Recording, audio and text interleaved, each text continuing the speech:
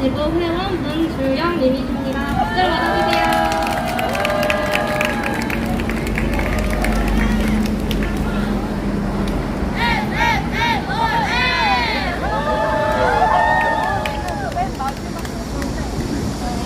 안녕하십니까. 반갑습니다. 마이크로 춤추고 바로 이렇게 연습하러 하려니까 숨이 조금 찼네요. 양해 부탁드립니다. 그러면은 안녕하세요. 일본군 위안부 문제를 정의롭게 해결하기 위해 활동하는 서와나비 네트워크의 숙명여대 지구원 문주영이라고 합니다. 반갑습니다.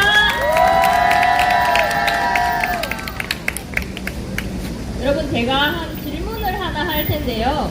우리나라에서 최초로 일본군 위안부 피해 생존자 김학순 할머니께서 공개 증언한 날이 언제인지 혹시 아시나요? 네, 맞습니다. 8월 14일인데요. 연도까지 정확하게 말씀드리면 1991년 8월 14일입니다. 이렇게 최초 공개 증언한 8월 14일을 기리며 이 날짜는 이제 일본군 위안부 기리밀입니다. 8월 14일 되게 가깝죠, 지금. 다음 주 2023년 8월 14일은 할머님께서 이제 최초로 공개 증언하신 지 32주년이 되는 날입니다. 이렇게 오랜 시간 동안 현재까지도 일본이 진정한 사죄와 법적 배상을 하지 않았고, 그래서 현재까지 오랜 시간 동안 평화나비와 함께 싸우고 있습니다. 이 자리를 빌어서 제가 고백을 하나 하자면은, 사실 최근까지 저는 나비 활동에 있어서 많은 회의감과 지쳐 있었는데요.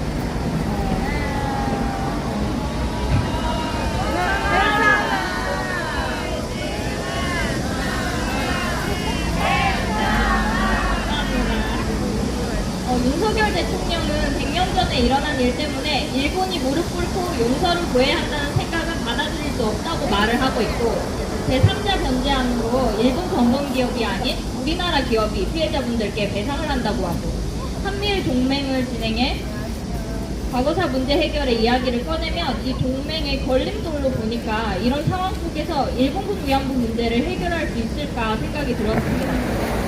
하지만 제가 생각을 전환을 해봤습니다. 오랜 시간 동안 압도권 상황 속에서 일본군 상노해제 문제 해결을 요구하는 수요 시위는 1992년부터 매주 수요일마다 31년 동안 열리고 있습니다. 처음에는 소수의 인원으로 시작하였지만 현재는 일본군 위안부 문제 해결을 위한 대학생들로 이루어진 우리 평화나비뿐만 아니라 여기 계신 단체분들도 수요 시위 주관 단체로 참여도 하셨고, 다른 단체들과 함께 연대하여 시위를 주관하고 있는데요. 또한 다시는 같은 일이 일어나서는 안 된다는 할머님의 뜻으로 세계 곳곳에서 전지 성폭력으로 인해 고통받는 여성들을 지원하고 있습니다. 이렇게 싸우는 기간이 길어 지치더라도 그 과정 속에서 태어나는 희망들이 있다는 것을 저는 깨닫고 다시 힘을 얻었습니다. 여기 계신 후쿠시마 오염수 해양 투기를 막기 위해 모인 여러분들께 말씀 하나 올립니다. 현재 일본은 오염수 방류 반대로 인해 방류 시기를 계속 미루고 있지만 즉각 철회를 하고 있지 않은 상황인데요. 만약에 후쿠시마 오염수 해양 투기를 반대하는 싸움이 만약에 이뤄진다고 하더라도, 그럴 땐 일본 상노해제 문제 해결을 위한 움직임들을 기억해주세요. 30년 이상 계속 싸워나가며 그 과정 속에서 희망을 피워나가고 있습니다. 우리 모두 지치지 않고 함께 끝까지 후쿠시마 오염수 해양 투기를 막아냅시다. 끝장을 봅시다, 여러분. 감사합니다.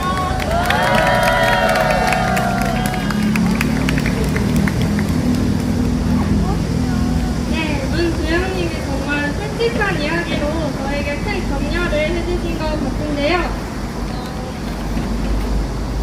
다음 발언자를 모시기 전에 구호 하나 외치고 넘어가겠습니다. 티켓 마찬가지로 들어주시고 아까처럼 해주세요. 하면 될까요? 네. 일본의 반인권적 외교 비판한다!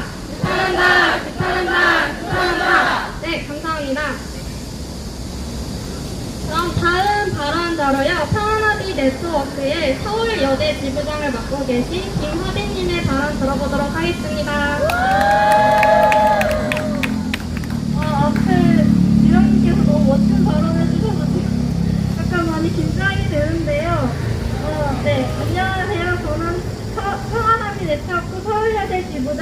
마빈입니다. 감사합니다. 저는 이 자리에 한국과 일본 양의 국민의 삶을 위협하는 일본 정부를 비판하기 위해 섰습니다. 후쿠시마 오염수 투기 문제는 일본 정부의 발표를 그대로 믿기 어려운 문제점들을 가지고 있습니다. 최근 IAEA 보고서 발표 전 일본이 IAEA에게 로비를 했다는 사실이 밝혀졌습니다. 원전 강국인 일본은 IAEA 내에서도 영향력이 큽니다. 이러한 상황에서 일본에게 유리한 결과를 낸 IAEA 보고서를 저는 있는 그대로 믿기 어렵습니다. 일본 시민분들 또한 저와 마찬가지로 후쿠시마 오염수 투기 문제에 대해 의문을 가지고 있었습니다. 최근 여론조사 결과 일본 국민의 80% 이상이 후쿠시마 오염수 투기에 대한 일본 정부의 설명이 불충분했다고 답했습니다. 일본 국민의 문제의식을 보여주듯 기시다 총리의 지지율은 34%로 떨어졌습니다. 여러분들은 노카쇼무라 핵 배터리 공장에 대해 들어보셨나요? 저는 이번에 후쿠시마 오염수 투기 문제에 대해 공부하며 처음 알게 되었는데요. 핵 배터리 공장은 핵 연료에서 플루토늄과 우라늄을 추출하는 곳입니다.